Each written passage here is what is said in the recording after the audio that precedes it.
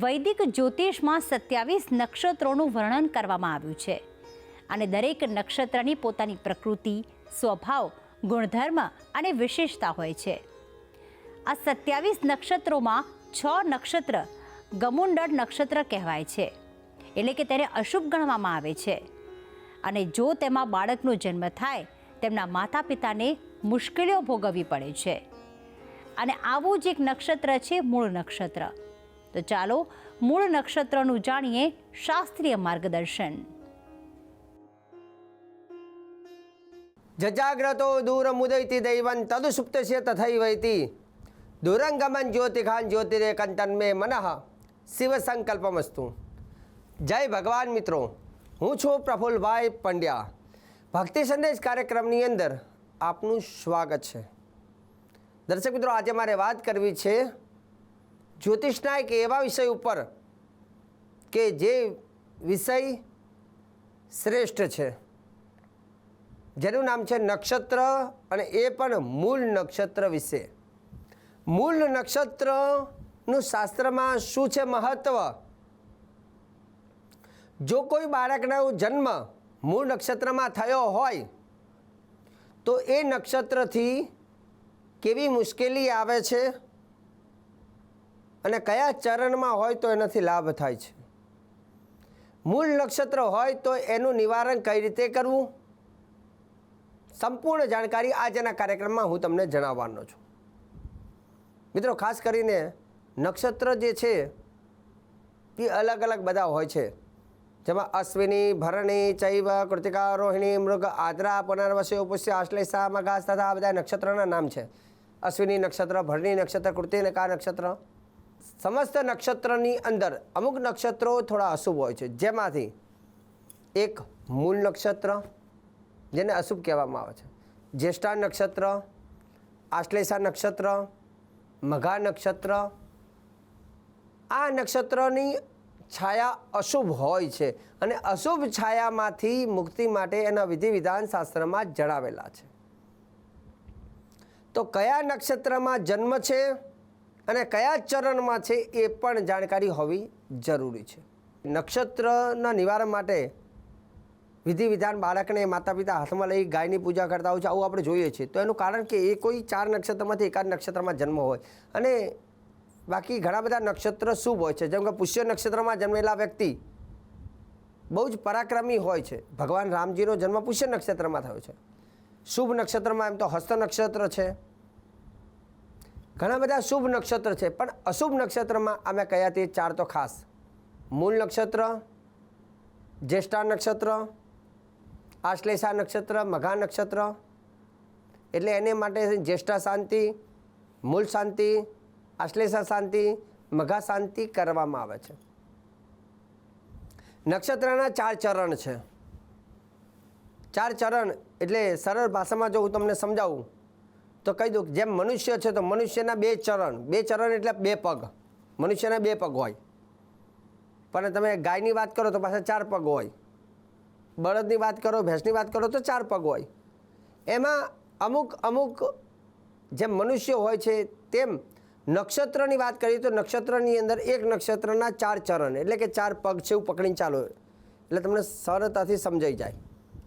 4 ચરણ એટલે કે જ્યારે નક્ષત્રની શરૂઆત થાય છે એટલે અમુક સમય પહેલું ચરણ હોય, પછી બીજું ચરણ આવે, પછી ત્રીજું ચરણ, પછી ચોથું ચરણ.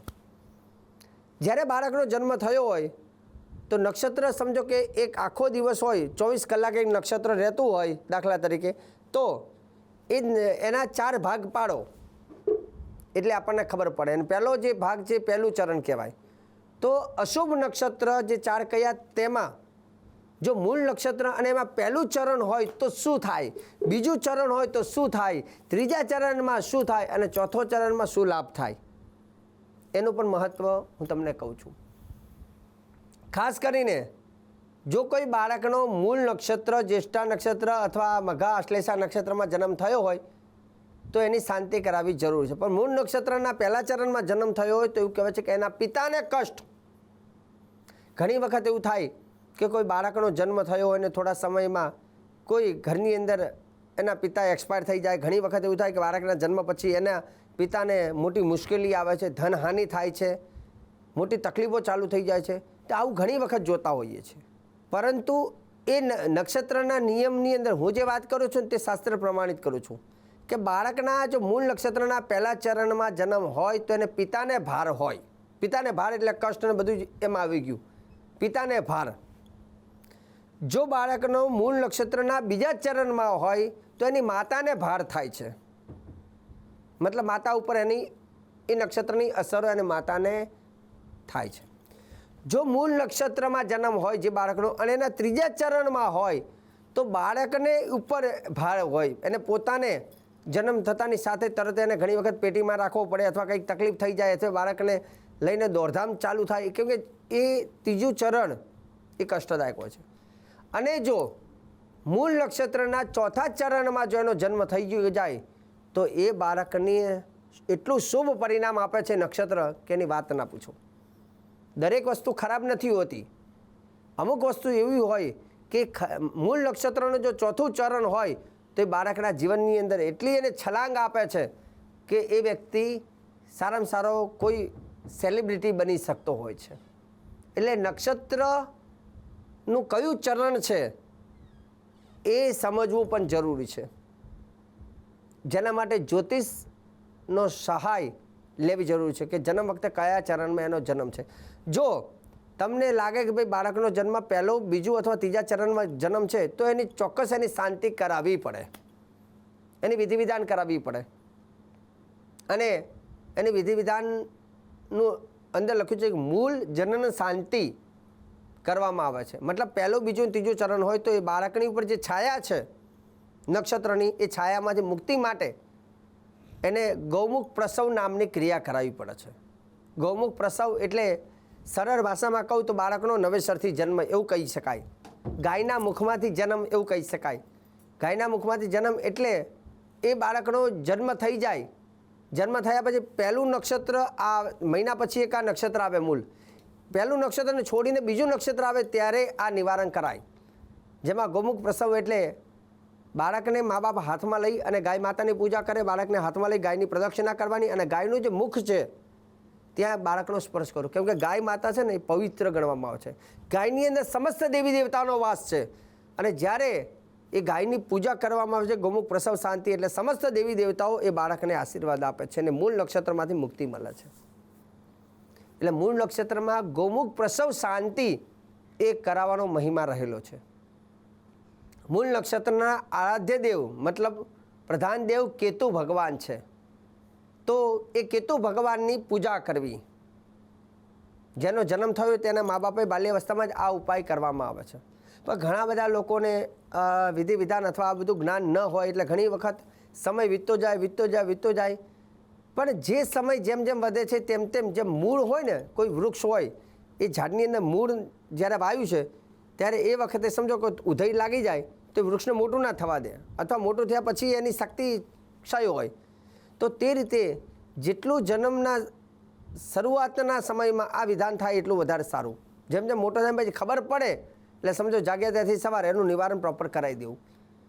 બીજા નંબરની વસ્તુ પહેલો ઉપાય શું કરવો? જ્યારે બાળકનો જન્મ થાય અને મૂળ નક્ષત્રમાં જન્મ થયો હોય તો પહેલું જ એ બાળકના ઉજ્જવળ ભવિષ્ય માટે એક કાંસાની વાટકી લેવાની, એમાં ઘી ભરવાનું અને એમાં બાળકનો પડછાયો એમાં જોવાનો. સમજો કે કોઈ વ્યક્તિના ઘરે બાળકનો જન્મ થયો છે, મૂળ નક્ષત્ર છે, ખબર પડી તો આપણે કાંસાની વાટકીમાં ઘી ભરવાનું, એ બાળકનું મુખ જોવાનું, પછી એ ઘીની વાટકી જે છે કોઈ બ્રાહ્મણ અથવા મંદિરમાં જઈને આપી દેવું. ઘી જે અખંડ દીવો ચાલુ હોય ત્યાં અને ઘીની વાટકી દાન કરી દેવી. આટલું કરવાથી છાયા દોષમાંથી મુક્તિ. અને જે વ્યક્તિ મૂળ નક્ષત્રમાં આવું કરે છે તો એનું ઉજ્જવળ ભવિષ્ય બાળકનું બને છે. બીજા નંબરની વસ્તુ કે જ્યારે એનો જન્મ બાદ મેં કહ્યું તે પ્રમાણે કેટલા દિવસ એટલે કે પહેલું નહીં અને બીજું દર મહિને આ નક્ષત્ર આવે છે એટલે પહેલું નક્ષત્ર છોડતા બીજું એટલે કે અંદાજિત 55 દિવસ જન્મના 55 દિવસમાં 55મો દિવસ આવે ત્યારે આ વિધિ વિધાન કરવાનું હોય છે. જે દિવસે મૂળ નક્ષત્ર હોય છે એમાં ગાય માતાની પૂજા કરી વિદ્વાન બ્રાહ્મણો દ્વારા વૈદિક પૂજન હવન વગેરે કર્યા બાદ 27 જે વનસ્પતિ હોય એ વનસ્પતિનું જે મૂળ હોય એને ગરમ કરી અને એ ગરમ પાણીમાં થોડું ઠંડુ પાણી નાખી અને બાળકને પછી સ્નાન કરાવવાનું. આટલું કરાવો છે એટલે એ દોષમાંથી, એ છાયામાંથી મુક્તિ મળે છે. સાથે સાથે આ પૂજાની અંદર ભગવાન ગણેશજી, પોતાના કુળદેવી, પ્રધાન દેવ, નવગ્રહ મહાદેવની પૂજા કરી એ બાળકને આશીર્વાદ પ્રદાન કરવામાં આવે છે. તો મૂળ નક્ષત્રનું વિધાન શાસ્ત્રમાં આપેલું છે. અને કદાચ કોઈને એવું ખબર પડે કે મારું જન્મ મૂળ નક્ષત્રમાં છે, તો જીવનમાં એને સંઘર્ષવાળી જીવન લાઈફ હોય છે.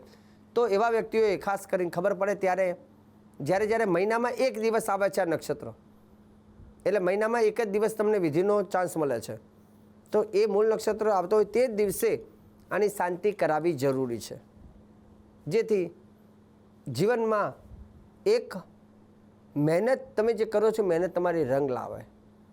જેમ ગાડી જતી હોય પણ રસ્તાની અંદર બહુ બધા પથ્થર પડ્યા હોય તો એની સ્પીડ ઓછી થઈ જાય છે, પણ રસ્તામાં પથ્થર નીકળી જાય તો એની સ્પીડ વધી જાય છે. તેમ જીવનની અંદર આ દુનિયામાં બધા લોકો મહેનત તો કરતા હોય, કિસ્મતે બધાનું હોય અલગ અલગ, પણ ઘણી વખત કરેલી મહેનત પ્રમાણે આપણને જોઈએ એવું રિઝલ્ટ ન મળતું હોય તો સમજવાનું ક્યાંક આપણે જન્મકુંડલીના કોઈ ગ્રહોની સ્થિતિ ખરાબ હોય, કાં તો કોઈ ગ્રહ ખરાબ હોય, કાં તો કોઈ યોગ ખરાબ હોય, કાં તો કોઈ નક્ષત્ર ખરાબ હોય.